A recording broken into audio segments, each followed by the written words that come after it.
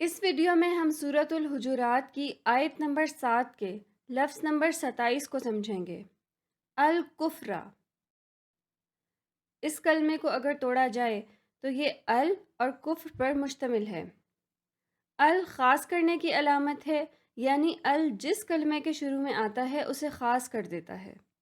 ال ایک علامت ہے، اس لیے اسے سرخ رنگ سے ظاہر کیا گیا ہے۔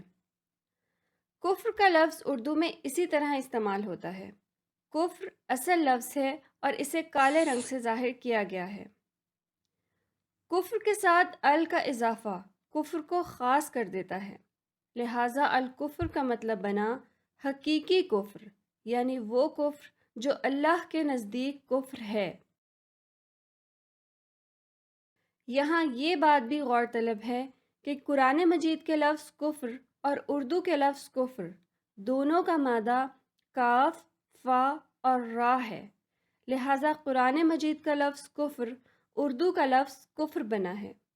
اردو میں اس کا ایک استعمال کفر کچہری یعنی بری صحبت بھی ہے۔